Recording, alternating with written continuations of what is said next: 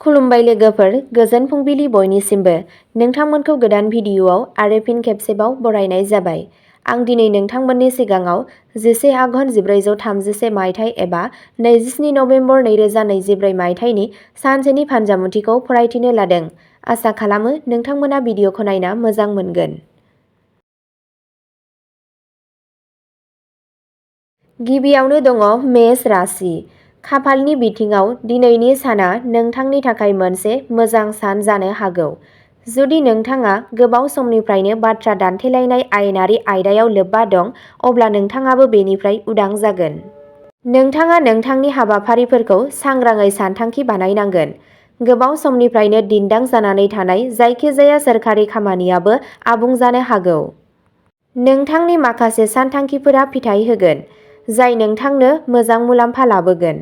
नोंथाङा मोनसे मख'जाथाव रां थिसननो हागौ, जाय नोंथांनि थाखाय मुलाम्फा गोनां जागोन। वृषभ राशि। दिनैनि साना नोंथांनि आरामखौ बांहोनायनि सान जागोन। नोंथाङा माबा मोनसे गोदान सोलोंनो नाजानायाव नांथाबगोन। नोंथाङा नोंथांनि लोगोफोरजों जोबोद साननानै रायज्लायनांगोन। जुदि नोंथाङा नोंथांनि साख्रिनि सोमोन्दै सोलायनो लुबैयो, अब्ला नोंथाङा बेबादि खालामनो हागोन। फरायसाफोरा गावसोरनि फरायनायनिफ्राय गोसो बायनो हागौ। फालांगियाव मोनसे रादायखौ थि खालामनो थाखाय नोंथाङा नोंथांनि बिफाजों रायज्लायनांगोन, अब्लासो बियो नोंथांनो मोजां बोसोन होनो हागोन। मिथुन राशि। दिनै नोंथाङा माखासे गोदान सोमोन्दोफोरनिफ्राय मुलाम्फा लाबोगोन। दावबायनाय समाव नोंथाङा गोनांथार खौरां मोनगोन। राजखान्थियाव बाहागो लानायनिफ्राय सांग्रां जा, मानोना सोरबा नोंथांनि बेरेखायै फाव फान्दायनो हागौ। नोंथाङा नोंथांनि नखरनि बाथ्राफोरखौबो जयै फोजोबनांगोन। जुदि नोंथांनि खामानियाव माबाफोर गोरोन्थि दंमोन, अब्ला नोंथाङा नोंथांनि बसनि खाथियाव निमाहा बिनांनो हागौ। साख्रि मावग्रा सुबुंफोरा गावसोरनि हाबाफोरखौ फोजोबनो थाखाय गोख्रोंसिन खामानि मावनांगोन। कर्क राशि। दिनैनि साना नोंथांखौ जेंनानिफ्राय उदां खालामनायाव मदद होगोन। नोंथाङा नोंथांनि खुदियानि जेंनाफोराव आबुं गोसो होनांगोन, नङाब्ला बिसोरो गाज्रि खामानिनि फारसे थांनो हागौ। जायखिजाया आयेन बेरेखा आयदाफोराव नोंथाङा जोबोद गोसो होनांगोन। फालांगियाव नोंथाङा जायखिजाया गोनांथार थिरांथाफोरखौ जोबोद साननानै लानांगौ। फरायसाफोरा गावसोरनि सोलोंथायाव मोगा-मोगि जानांनाय जेंनाफोरखौ सुस्रांनांगोन, जायनि थाखाय नोंथाङा नोंथांनि फोरोंगिरिफोरजों रायज्लायनो हागोन। नोंथाङा नोंथांनि बिमाखौ मोनसे धोरोमारि हाबाफारियाव लांनो हायो। सिंह राशि। दिनैनि साना नोंथांनि थाखाय फोथायथिजों बुंफबनाय सान जानो थांगासिनो दं। जुदि नखरारि जेंनाफोरा नोंथांखौ गोबाव समनिफ्रायनो बेंखनगासिनो दं, अब्ला बेफोरबो सुस्रांजागोन। नोंथांनि फालांगियाव बांनाय खामानिनि बाहागोनि थाखाय नोंथाङा जेंनायाव गोग्लैगोन।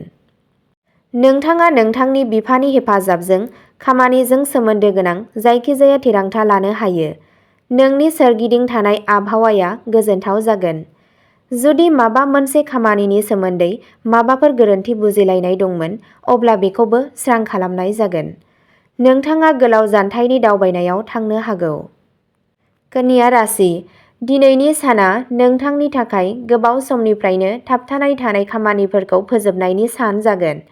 जुदि नोंथांनाव माबाफोर खामानि दंमोन जाय थाबथानानै दं, अब्ला बेबो आबुं जानो हागौ। जायखिजाया राङारि आयदायाव सांग्रांथि गैयै दादिन्थि। जुदि नोंथाङा सोरनोबा समायखिरा लायो, अब्ला नोंथाङाबो बेखौ आबुं खालामनांगोन। अननाय आरो हेफाजाबनि गोसोआ नोंथांनि गोसोआव थागोन। गेदेरफोरनि बोरजों नोंथाङा मोनसे गोदान सम्पथि मोननो हागौ।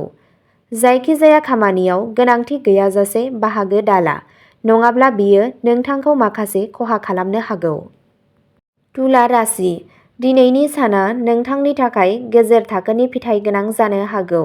सोरखारि साख्रिनि थाखाय साखाफारा जाग्राफोरा आबुङै गावसोरनि खामानियाव गोसो होनांगौ। नोंथाङा माखासे जुनिया सुबुंफोरखौ लोगो मोनगोन। हाबा जायै सुबुङा साबसिन जुलिनि थांखिफोर मोननो हागौ।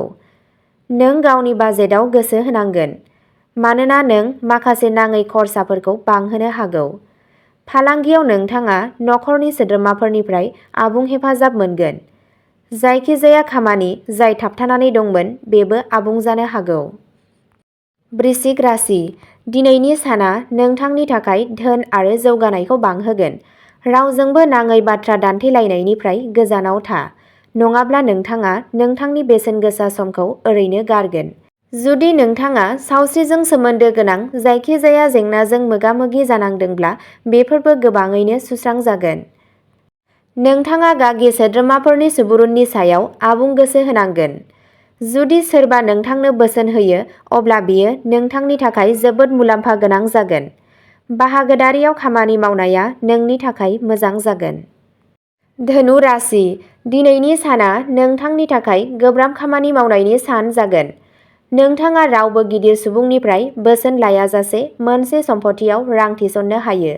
गागि सोद्रोमाफोरा नोंथांनो आबुं लामा दिन्थिगोन।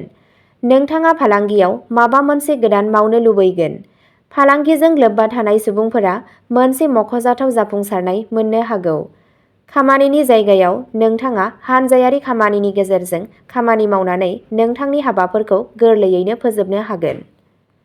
मकर राशि, दिनैनि साना नोंथांनि थाखाय मोजां फिथाइ लाबोगोन। मुखुब जानायनि थाखाय नोंथाङा बाथ्रा दान्थेलायनायनिफ्राय गोजानाव थानांगोन। नोंथाङा बिजिरसालि आरो आयेनारि जेंनाफोरजों सोमोन्दो थानाय आयदाफोराव मोजां जाफुंसार जानो हागोन।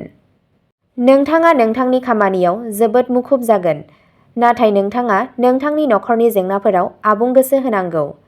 फालांगियाव थाग्राफोरा सांग्रां जानांगौ, मानोना जायखिजाया खामानियाव सांग्रांथि गैयैआ जेंना सोमजिहोनो हागौ। नोंथांनि गथ'फोरा जाय कम्पानिखौ लाखियो बेयाव नोंथाङा जुनिया गोसो होनांगोन। कुम्भ राशि, दिनैनि साना नोंथांनि थाखाय दान होग्रा हाबानि गेजेरजों सिनायथि होनो हानाय सान जागोन।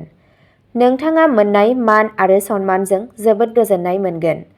सोरबा गोजाम लोगोआ गोबाव समनि उनाव नोंखौ लोगो हमनो फैनो हागौ। माखासे जर'खा जाथायफोराव नोंथाङा सहायनो गोनां जागोन। नोंथाङा नोंथांनि आरो नखरनि फिसा-फिसा आयदाफोराव गोसो होनांगोन। जुदि फरायसाफोरा गावसोरनि फरायनायाव लासै जायो, अब्ला बिसोरो जेंनाजों मोगा-मोगि जानो हागौ। मीन राशि, दिनैनि साना नोंथांनि थाखाय माबा मोनसे जुनिया मोनफुंनो हानाय सान जागोन। नोंथांनि गोसोआबो गोजौ जागोन आरो समाजारि बिथिङाव नांथाबना थानाय सुबुंफोरनि हाबाखौ बाख्नायनाय जागोन।